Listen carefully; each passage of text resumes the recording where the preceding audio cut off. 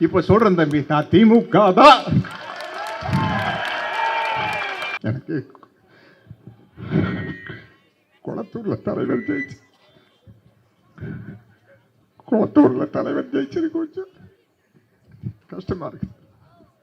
இல்ல ரொம்ப கிண்டலானால் நக்கல் பிடிச்சாள். என் சினிமாவில் பார்த்துருப்பீங்க. எல்லாத்தையும் விளையாட்டா எடுத்துக்கணும். இது எப்படி எடுத்துக்க முடியல. ஓகே, பட்டு தெரிஞ்சுனா அதான் புத்தி வரும். படுங்க படுங்க, பட்டு தெரிஞ்சுங்க, அப்பதான் புத்தி வரும். இப்பேற்பட்ட தலைவரை தோக்கடிச்சிருக்கோம்.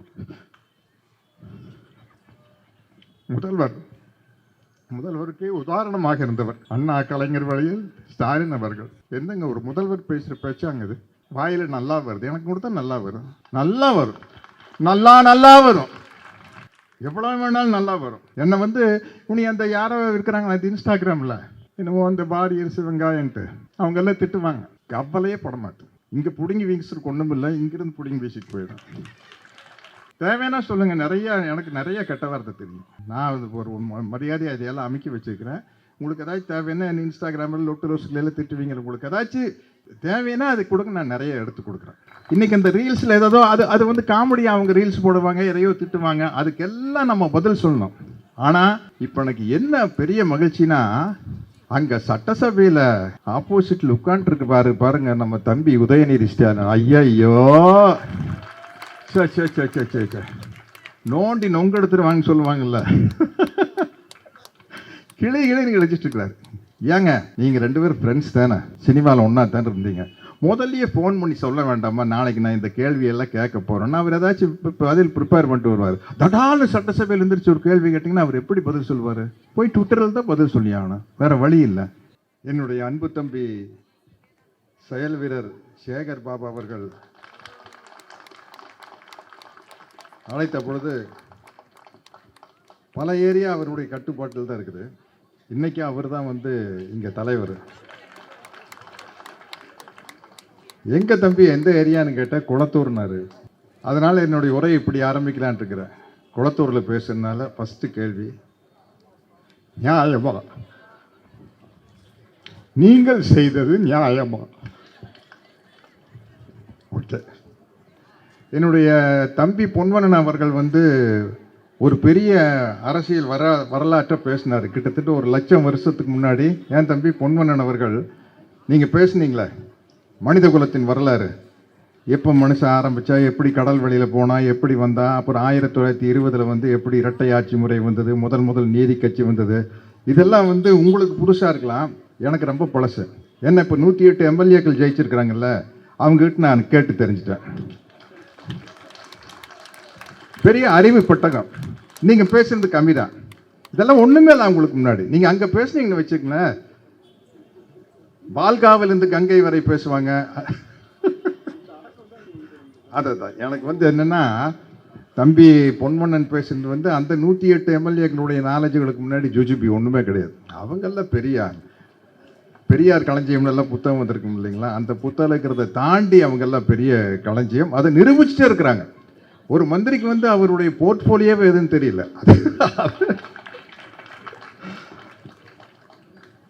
என்னத்த பண்றது, காமெடி தான். எப்படிப்பட்ட, அதாவது இந்த தமிழ்நாடு என்பது 1967க்கு முன்னாடி, 1967 தான் வந்து முதன்முறையாக தமிழ்நாட்டில் திராவிட முன்னேற்ற கழக ஆட்சி வருது. அதுக்கு முன்னாடி காங்கிரஸ் கட்சி தான் ஆட்சியில் இருந்தது. அது வந்து எனக்கு தெரியும், தம்பி பொன்வனுக்கு தெரியும், அது ஒரு பண்ணையார் கட்சி. எங்கள் சொந்தக்காரங்கெல்லாம் வந்து என் மாமச்செல்லாம் மிட்டாமராசு பண்ணையாருங்க, ஜமீன்தாருங்க, அவங்கெல்லாம் தான் காங்கிரஸ் கட்சியில் மந்திரியாக இருப்பாங்க. அப்படித்தான் இருந்தது காங்கிரஸ் கட்சி. அது என் வயசுக்காரங்களுக்கு தான் தெரியும். 67க்கு முன்னாடி இந்த நாட்டில் நடந்துட்டு இருந்தது வந்து அந்த மாதிரி பணக்காரர்களுடைய ஆட்சி தான். ஏழை பங்காளனாக பெருந்தலைவர் காமராஜர் இருந்தார். பட் அதிகாரத்தில் இருந்தவங்க பூரா பெரிய பெரிய பணக்காரர்கள். முதல் முறையாக 1967 பேரறிஞர் அண்ணா தலைமையில் திராவிட முன்னேற்ற கழக ஆட்சி வந்ததுக்கு அப்புறம்தான் தமிழ்நாடு நிமிர்ந்தது. அது ஒருத்தர் பதிவு போட்டிருந்தாரு, முதலமைச்சர் நாற்காலியில் அண்ணா அமர்ந்தார், தமிழ்நாடு இழந்தது. அவர் 1 வருஷத்திலேயே போயிட்டாரு, நம்ம விட்டு போயிட்டாரு. அதுக்கப்புறம் தலைவர் கலைஞர் அவர்கள் ஆட்சிக்கு வர்றாரு. ஆட்சிக்கு வந்து 1977 வரைக்கும் 9 ஆண்டு காலத்தில் கலைஞர் விதைத்த விதைகள் தான் இன்று வந்து தமிழ்நாட்டை வந்து வளமாக்கி அறுவடையாக்கி தமிழ்நாட்டை எங்கேயோ கொண்டு போய் வச்சிருக்குது. அதை அப்படியே செயல்படுத்தி காட்டியவர் நம்முடைய முதல்வர் ஸ்டாலின் அவர்கள். முதல்வர் தான், எங்களுக்கு அவர் தான் முதல்வர்.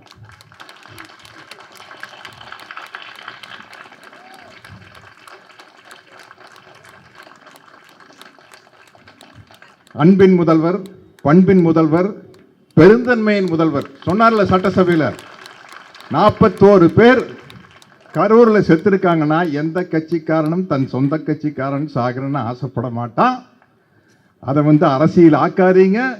அது கேஸ் கோர்ட்டுக்கு போயிருச்சு, சிபிஐக்கு போயிருச்சு. தயவு செய்து அதை வச்சு அரசியல் ஆதாயம் தேட வேண்டாம்னு சொன்னார் இல்லையா, அவர் முதல்வர், பெருந்தன்மையின் முதல்வர், அறத்தின் முதல்வர். அப்படிப்பட்ட முதல்வர் தான் இன்றும் எனக்கு முதல்வர். திமுக ஆளுங்கட்சியா இருக்கும் போதும் சரி, எதிர்கட்சியா இருக்கும் போதும் சொல்லி 2020க்கு முன்னாடியே என்னுடைய அன்பு தம்பி சேகர் பாபு கலைஞருடைய பிறந்தநாள் விழாக்கு என்னை அழைப்பார். பெரியார் திடலில் நான் வந்திருக்கிறேன். அதுக்கப்புறம் ஒரு முறை வந்து நம்முடைய தலைவர் ஸ்டாலின் அவர்களுடைய பிறந்தநாளுக்கு அழைச்சப்ப நான் சொன்னேன், தம்பி கலைஞர் வந்து அவர் வசனத்தில் நான் 2 படம் நடிச்சிருக்கேன். அதனால வந்து கலைஞர் வந்து இப்போ இல்லை, நம்மக்கிட்ட இல்லை, இப்போ பொதுவானவர் ஆயிட்டார். அதனால வர்றது ஓகே. நம்ம வந்து தலைவர் ஸ்டாலின் பிறந்த நாளுக்கு வந்தால் நான் கிட்டத்தட்ட நான் திமுக அனுதாபி தான்.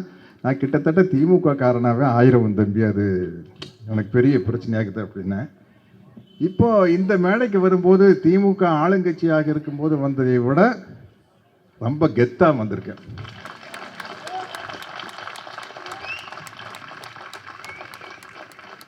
ஏன்னா ஆளுங்கட்சியா இருக்கும்போது வந்தா காக்கா பிடிக்க வந்திருக்கான்னு சொல்லுவாங்க. காக்கான்னு அந்த ஐயோ இது வேற. நம்ம சூப்பர் ஸ்டார் ரஜினி சார் ஒரு காக்கா கழுவுக்கிற சொன்னார்ல, அந்த காக்கா இல்லைங்க. காக்கா பிடிக்கிறதுனா ஐஸ் வைக்கிறது, அந்த காக்கான்னு நினச்சிக்காதீங்க. காக்கா பிடிக்க வந்திருக்கான் அப்படின்னு சொல்லுவாங்க. இப்போ எதிர்கட்சியாக இருக்கும்போது வரும்போது தான் தம்பி எனக்கு ரொம்ப பெருமையாக இருக்குது தம்பி. நான் பெரியாருடைய தொண்டன், அதனால் திராவிட கருத்தியல் ஆதரவாளன். நான் எந்த கட்சியிலையும் மெம்பர் இல்லை. இருந்தாலும் கூட நல்லது நடக்கும்போது, அது எந்த கட்சி ஆட்சியில் இருந்தாலும் அந்த கட்சியில் ஒரு நல்ல நலத்திட்டங்கள் நடக்கும்போது போவேன். அது மாதிரி முதல்வர் ஸ்டாலின் அவர்களுடைய பிறந்த நாளுக்கு தம்பி சேகர் பாபு அவர்கள் பல நலத்திட்டங்கள் அறிவிப்பார். அதை வந்து வழங்கிட்டு போங்கன்னா, மற்றபடி இது அரசியல் இல்லை அப்படின்னு சொல்லி கூப்பிடுவார். வருவேன். வரும்போதும் கூட ஒரு தயக்கம் இருக்கும், என்னடா நம்ம ஆளுங்கட்சிக்கு போய் ஜால்ரா அடிக்கிறோமோ அப்படின்ட்டு.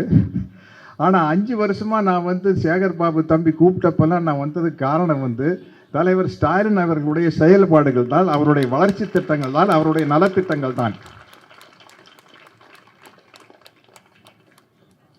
ஆளுங்கட்சியாக இருக்கும்போது தயங்கி தயங்கி வந்தேன்னா, இப்போ சொல்கிறேன், ஒரு திமுக அனுதாபியா வந்துட்டு போன தம்பி, என்ன நல்ல நல்ல விஷயங்கள் எல்லாரும் பண்ணுறீங்க அப்படிங்கிறதுக்காக இப்போ சொல்கிறேன் தம்பி, நான் திமுக தான்.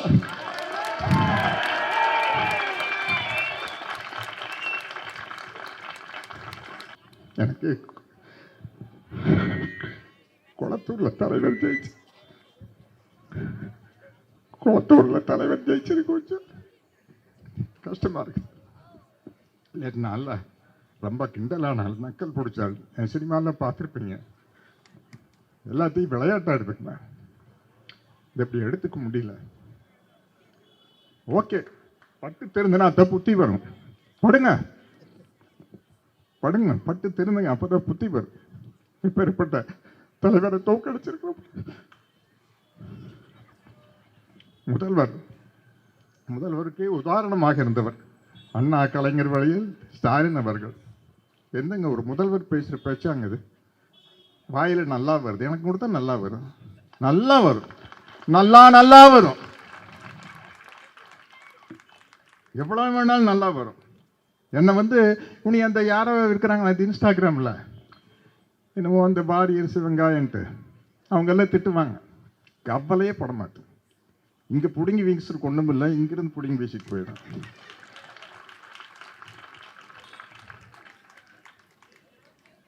தேவைன்னா சொல்லுங்கள்.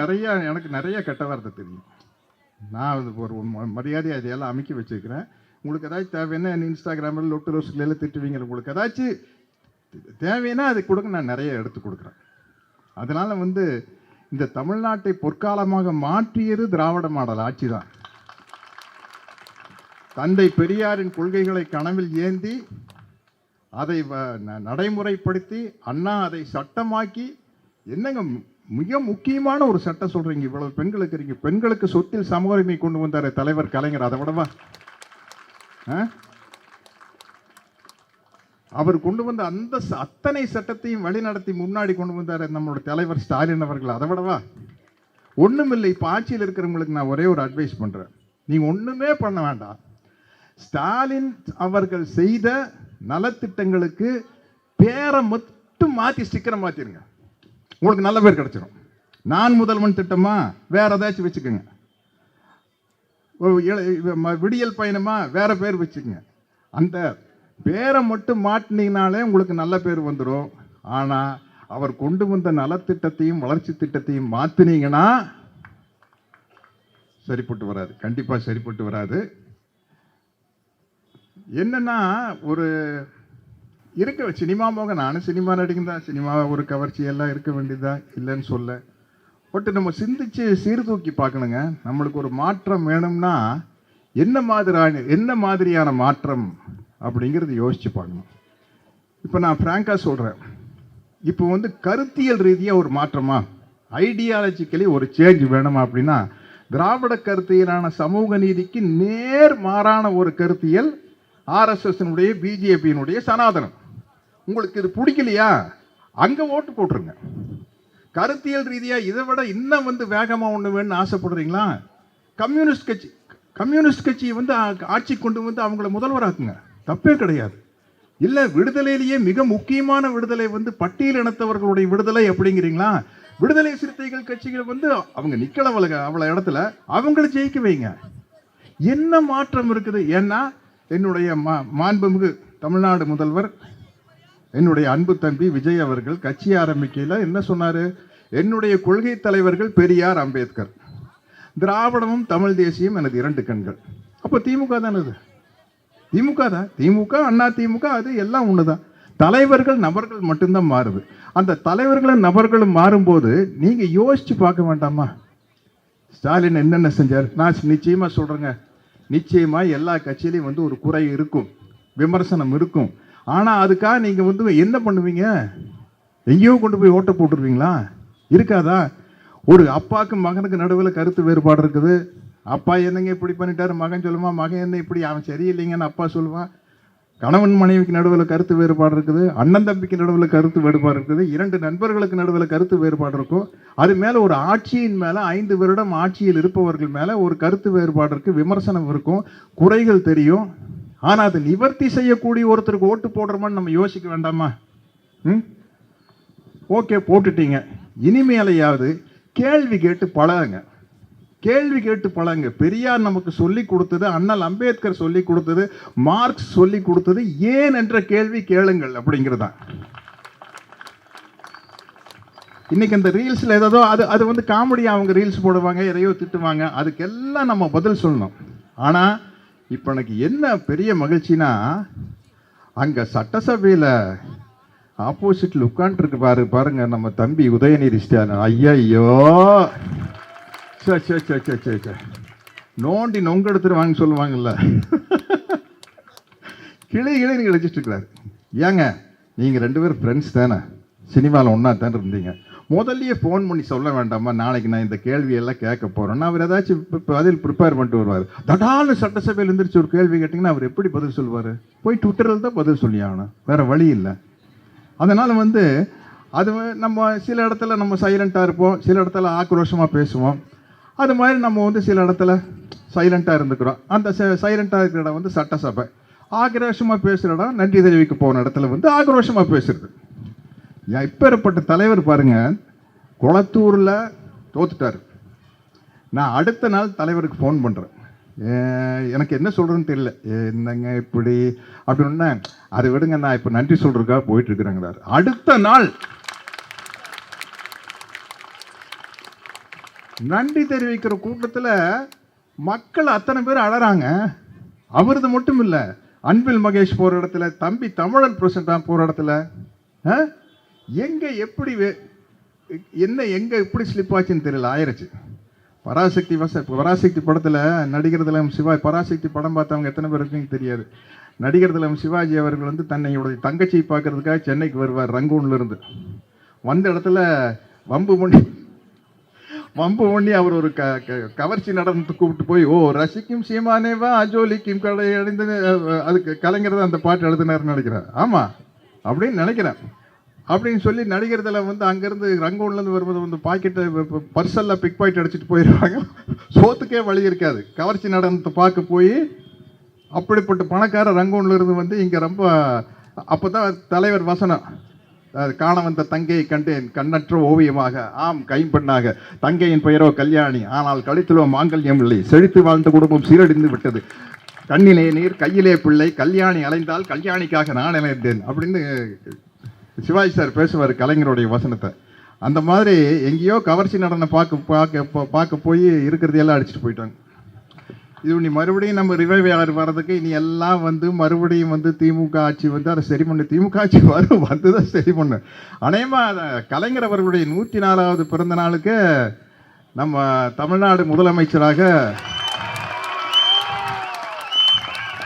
திரு முத்துவேல் கருணாநிதி ஸ்டாலின் அவர்கள் தலைமையில் தான் கலைஞரின் 104வது பிறந்த நாள் நடக்கும்னு நினைக்கிறேன், நடக்கணும்னு ஆசைப்படுறேன். அதுதான் வந்து தமிழ்நாட்டுக்கு நல்லது. இப்போ தலைவர் ஸ்டாலின் அவர்கள் வந்து வெற்றி வாய்ப்பு இழந்தது வந்து ஓரளவுக்கு நான் நல்லா யோசிச்சு பார்த்தா அவருக்கு நல்லது. கொஞ்சம் ஓய்வு எடுக்க முடியும், நல்லா உடற்பயிற்சிகள் செய்ய முடியும், நல்லா மனசை இன்னும் தேர்த்திக்கிட்டு ஒரு ரெஸ்ட்டு தானே. பட் அவருக்கு அது ரெஸ்ட்டு கிடையாது, உழைப்பு தான் ரெஸ்ட்டு. உழைப்பு தான் வந்து ஸ்டாலின் அவர்களுக்கு ரெஸ்ட்டு. இக்கிகைன்னு ஒரு ஜப்பான் தத்துவத்தை நீங்கள் படிச்சிருப்பீங்கன்னு நினைக்கிறேன் தம்பி பொன்வண்ணன் அவர்கள். அதில் வந்து ஜப்பானில் வந்து அவங்களுக்கு வந்து இக்கினோவா அப்படின்னு ஒரு கிராமத்தில், ஒக்கினோவாங்கிற கிராமத்தில் எல்லாம் 100 வயசுக்கு மேலே வாழுவாங்க. அது காரணம் என்னன்னா அவங்க எல்லாமே சொசைட்டிக்கு வந்து ஏதோ ஒரு சேவை செஞ்சுக்கிட்டே இருப்பாங்க. அதனால தான் பார்த்தீங்கன்னா தந்தை பெரியார் 95 வயசு, முத்தமிழறிஞர் கலைஞர் அவர்கள் 94 95 வயசு, நல்லகண்ண ஐயா 102 வயசு என்னமோ, சங்கரையா வந்து 101 வயசு தாண்டி, அது மாதிரி அந்த சேவை மனப்பான்மை இருக்கிற நமது தமிழக முதல்வர், நம்முடைய முதல்வர், அன்பின் முதல்வர், பண்பின் முதல்வர், டீசன்சிக்கு முதல்வர். டீசன்சின்னா தெரியுமில்ல என் தம்பி, என்ன பண்பு, டீசன்சியின் முதல்வர் ஸ்டாலின் அவர்கள் வந்து கண்டிப்பா நிச்சயமா ஆட்சி. ஏன்னா ஒரு சின்ன நம்மளுக்கு வெயிலில் போனால் தான் நிழலோட அருமை தெரியும். வெயிலில் போய் நின்றுக்கிறோம், நிழலோட அருமை தெரியும். அந்த நிழலின் அருமையும் கூட, நிழல் வர வேண்டும் என்றாலும் கூட உதயசூரியன் உதிக்கும் போது வரும். நிச்சயமாக உதயசூரியன் உதிக்கும். நான் எம்ஜிஆர் ரசிகரை அடிக்கடி அவருடைய வசனத்தை பேசுவேன். 1001 படத்தில் வில்லன் மனோகர் எம்ஜிஆரை பார்த்து சொல்லுவார், நீ அணையும் விளக்கு அஸ்தமிக்கும் சூரியன் அப்படிம்பாரு. எம்ஜிஆர் திருப்பி சொல்லுவார், அஸ்தமிக்கும் சூரியன் அடுத்த நாளை மீண்டும் உதயமாகும் அப்படிம்பாரு. ஞாபகம் இருக்குதா? 1001 பார்த்தவங்களுக்கு கப்பலில் பேசுவார் மனோகர்கிட்ட, white and white shirt, red colour collar, red colour belt, red shoe உள்ள, ஆமாம் போட்டு அடிப்பார் பார்த்தீங்களா. அந்த மாதிரி வந்து சூரியன் அஸ்தமிக்கிறதே இல்லை. நம்மளுடைய சுழற்சியின் காரணமாக இருட்டு வருது ஒழிய சூரியன் அப்படியே தான் இருக்குது. உலகம் சுற்றும் போது நம்மளுக்கு இருட்டு வர மாதிரி இருக்குது. சூரியன் நிரந்தரமானது, அதை முதல்ல புரிஞ்சுங்க. ஸோ இந்த சூரியன் மீண்டும் உதயமாகும். ஏன்னா அது அஸ்தமிக்கவே இல்லை, அதுதான் இயற்கை என்று கூறி என்னுடைய உரையை முடித்துக் கொள்கிறேன். நன்றி, வணக்கம்.